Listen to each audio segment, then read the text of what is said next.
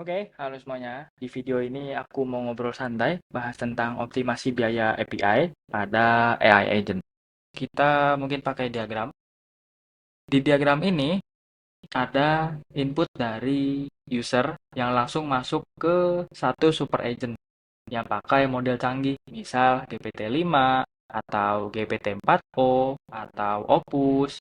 Secara logika, kita mikir, pakai aja model yang paling pinter biar bisa nanganin semua masalah, ya kan? Tapi, disitulah letak masalahnya, teman-teman. Pendekatan satu untuk semua ini sebenarnya bikin agent kita jadi super lambat dan boros gila-gilaan.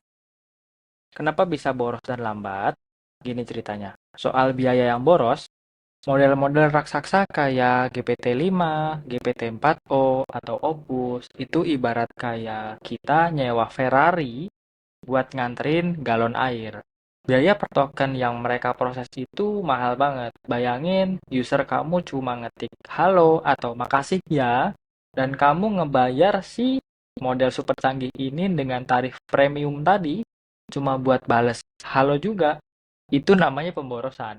Kemudian soal kecepatan yang lambat. Model super canggih itu punya triliunan parameter. Mereka butuh waktu lebih lama buat mikir atau generating respon. Bahkan untuk tugas sepele. Ini namanya latensi. Buat user, rasanya jadi lemot.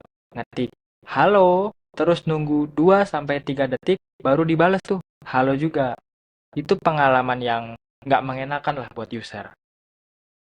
Kenyataannya, sekitar 80% interaksi kita atau user ke AI agent itu adalah tugas-tugas yang simple, kayak mungkin sapaan salam, atau pertanyaan sepele, atau mungkin ambil data dari rak, kayak cari info X dari dokumen Y, atau cuma sekedar panggilan atau penggunaan tools MCP. Semua tugas itu nggak butuh reasoning tingkat dewa.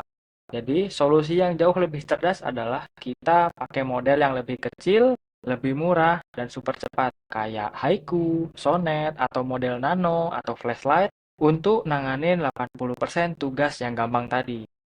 Si super agen GPT-5 yang canggih ini, kita bangunin dia hanya kalau ada tugas yang benar-benar rumit. Misalnya, kita minta analisis strategi bisnis, analisis keluhan pelanggan terkait pengembalian barang, atau nulis codingan yang jelimet mungkin. Jadi solusinya adalah jangan pakai satu super agent. Kita pakai tim. Coba lihat diagram ini. Ini adalah arsitektur yang jauh lebih cerdas dan efisien, persis kayak struktur di kantor. Si SPV atau supervisor, dia ini si pengatur tugas. Bayangin input dari user nggak langsung masuk ke model paling canggih, tapi dia masuk dulu ke agent SPV ini. Tugas si SPV bukan buat ngerjain tugas user. Tugas dia cuma satu, menganalisis perintah user. Dia yang mutusin, oke, permintaan ini levelnya gampang. Oh, permintaan yang ini levelnya sulit. Dan kuncinya, si SPV ini kita pakein model yang murah dan cepat, kayak 4.1 nano ini. Kenapa? Karena tugas dia cuma routing atau dispatching, nggak perlu reasoning mendalam. Dia cuma perlu klasifikasi tugas, kemudian mendelegasikan tugas yang dia dapat dari user ke agent lainnya. Lanjut ke si staff atau anak magang. Dia ini si cepat dan murah. Setelah dianalisis sama SPV, katakanlah user cuma nanya, halo apa kabar? Atau dokumen ini ada di mana ya? Atau dokumen ini isinya apa? SPV akan mikir, ini mah tugas gampang, nggak perlu panggil si ahli. Langsung tugasnya dilempar tuh ke si staff atau anak magang ini. Staff ini juga pakai model yang murah dan cepat, kayak 4.1 nano. Dia dilatih khusus buat customer service dasar, jawab sapaan, dan ngelakuin rak atau pencarian data lewat vektor atau manggil MCP.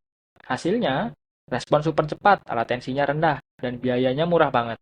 User happy karena dapat balasan instan. Oke, selanjutnya si spesialis. Dia ini si ahli yang mahal. Sekarang, gimana kalau usernya nanya, buatkan saya analisis strategi go-to-market untuk produk baru saya, bandingkan dengan 3 kompetitor utama, dan tuliskan draft kodenya.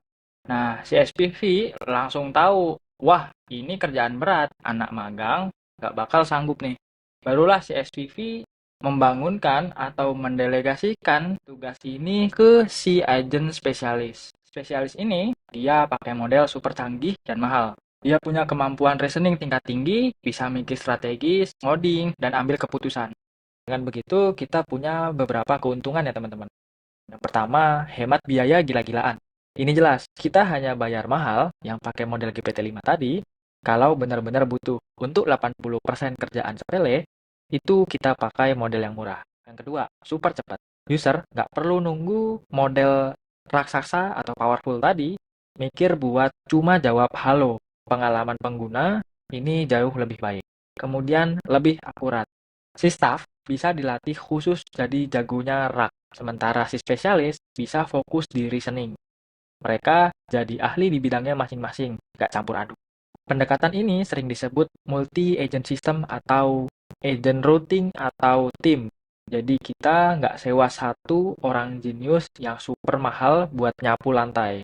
Tapi kita bangun tim yang efisien sesuai dengan tugasnya. Nah, jadi gitu teman-teman. Jelaskan bedanya daripada kita buang-buang duit dan waktu pakai super agent yang itu overkill banget buat ngerjain semua hal dari A sampai Z. Itu kita jauh lebih cerdas kalau kita bikin solusi AI agent dengan pendekatan kayak gini. Dan yang paling keren dari pendekatan ini, itu tuh fleksibel banget. Ini bisa kamu pakai di Langchain atau Agno atau N8N itu juga kamu bisa pakai pattern kayak gini. Nah, ngomong-ngomong soal implementasi, mungkin nanti di video selanjutnya aku bakal implementasi pattern kayak gini. Aku bakal contohin implementasi ini di Agno Framework. Oke, itu aja dari aku. Sampai ketemu di video selanjutnya.